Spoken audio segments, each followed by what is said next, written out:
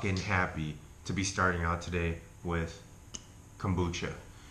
Kombucha, this one is the hibiscus ginger type, but I do everything. I've tried the hibiscus ginger, I've tried the trilogy one, I've tried the multi-green one, I've tried the plain ginger one, and also the plain kombucha. And this brand is GT's.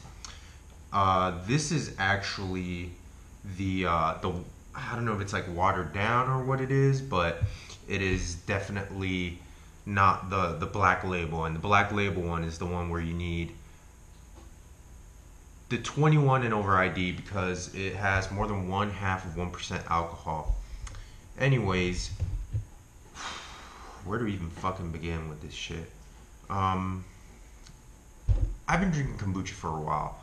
I stumbled upon a podcast that Joe Rogan had with Dr. Rhonda Patrick, who's just this awesome researcher who she's a researcher at some university, I believe.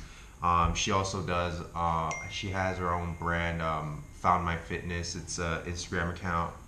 It's also, I believe she has videos just educating people on the benefits of different foods and how they affect people. But aside from the point, I started drinking this because I don't have a good, I guess, a good digestive system, if you could say it. And since I've grown up, I've had dermatitis my entire life. The fucking dermatitis sucks. And if anybody else here has any type of psoriasis, which I have family members who have it, any type of atopic dermatitis, any type of skin issue that just makes your skin look it's just, I personally have this thing with kombucha where I don't know if it's placebo.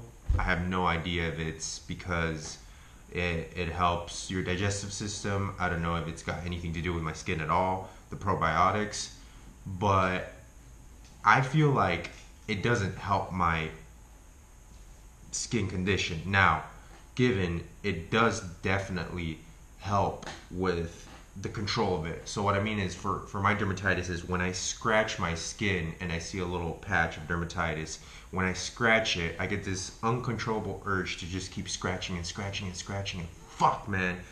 Next thing I know, there's like a gigantic spot on my fucking arm and it looks disgusting. And when I first moved to the United States, I would have these people going like, you know, he's got pimples on his legs and all that shit. And I hated that shit. So, you know, I just kind of learned to deal with it. But this kombucha has helped me with, I still get the dermatitis, but for a fact, I know that whenever I do drink at least one kombucha a day, or I guess it doesn't need to be that drastic, I just got into the habit and now I actually grew to like the taste, but it was a slow process because when you first try this shit, it tastes like rancid vinegar up someone's ass, but now it's starting to become a little more enjoyable, kind of like other fermented foods. You know, it's probably not going to taste good off the first bat because it technically is, you know, broken down by bacteria and essentially rotten in a good way, but it does calm down my urge to want to scratch the fuck out of my arm, therefore multiplying. So I end up with a small batch as opposed to my entire fucking shoulder covered with just creepy looking skin. On top of that, there's a whole bunch of other health benefits that you get from drinking kombucha, mainly the flora of your gut health.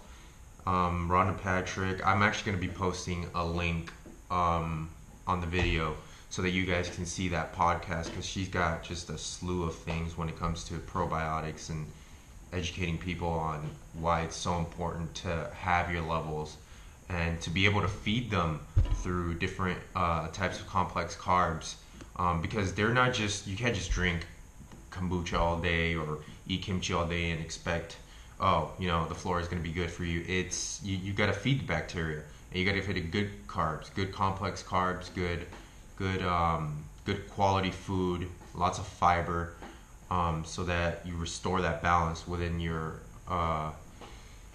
intestinal tract. So the one thing that I do have about kombucha, and I don't have any ties to GTs. I just prefer them as a brand. I feel like they're the most unadulterated form of it. Whereas, over here you're seeing just a couple ingredients, just the raw kombucha, the hibiscus, and the fresh pressed ginger juice. Sorry, English is not my first language, but we're getting there. And some lemon juice.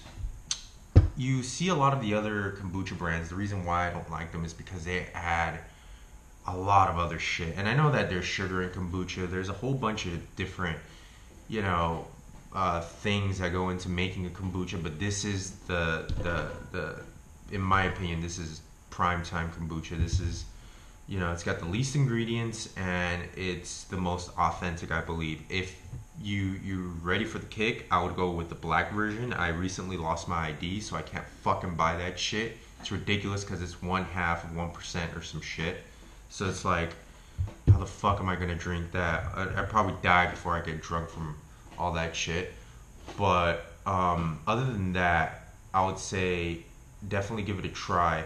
I would also say if you are on a tight budget, this probably isn't for you because these motherfuckers are milking it. Obviously, it's fermented and it's a lot of work to have to go through, but at almost $4 a bottle, three something depending on where you go to. If you go to Whole Foods, it's like fuck.